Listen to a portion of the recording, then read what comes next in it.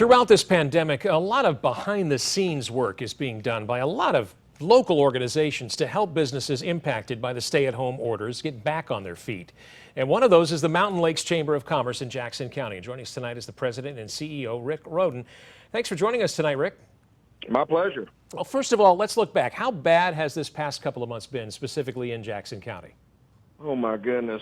I've been with the Chamber of Commerce for 28 years, and it's the worst 2 months since I've been with the Chamber for 28 years. It's been terrible. What specific challenges did you face?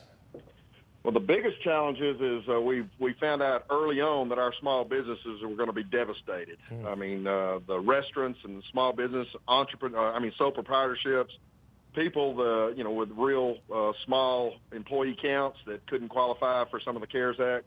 And we found out really, really quick, especially the restaurants, that this is going to be devastating to them. So how has your organization been helping businesses even thrive through this coronavirus shutdown?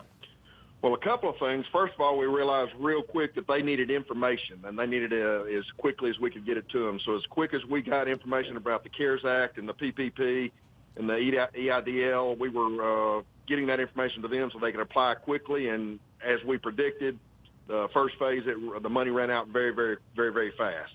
Second thing is we thought we've got to come up with some other ways to help them, especially the sole proprietorships and the real small businesses that couldn't even qualify for the money.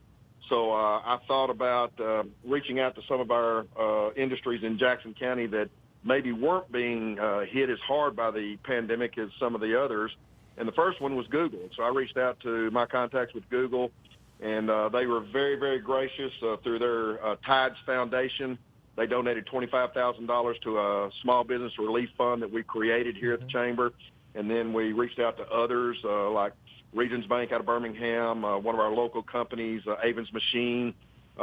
Anyway, we wound up with about almost $60,000. So then we opened up the grant process, the application process through our website, and in 5 days we received 59 applications. So we had to cut it off.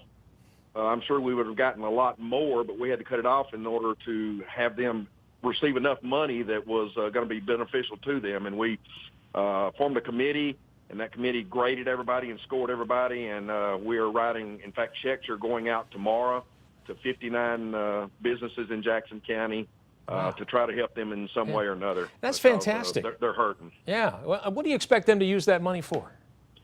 I've talked to a lot of them, and a lot of them can't pay their rent. They can't pay the utilities.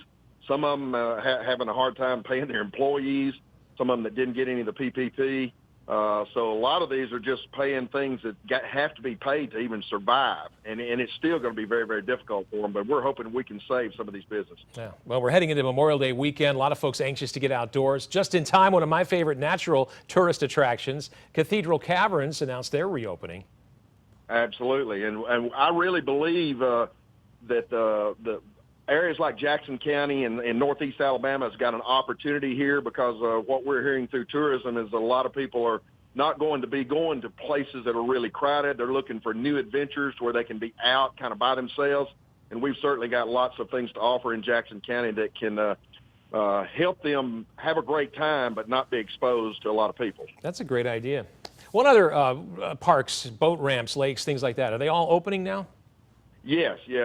Goose Pond Colony is, of course, one of our biggest assets, and we were supposed to have the McDonald's Big Bass Splash back in March. It's the largest bass tournament in the Southeast United States.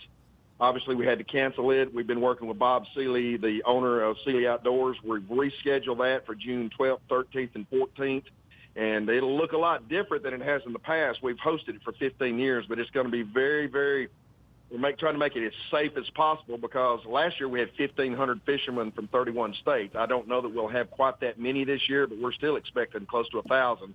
But again, it's going to be very, very social distancing, mask, gloves, checking temperature of all the fishermen when they come in to get weigh in. It'll look different, but our small businesses need an event like this to try to come out of this mess. Yeah. Well, congratulations on everything happening out there in Jackson County. We appreciate you being with us tonight, Rick. Thank you. My pleasure. Thank you for checking on Jackson County.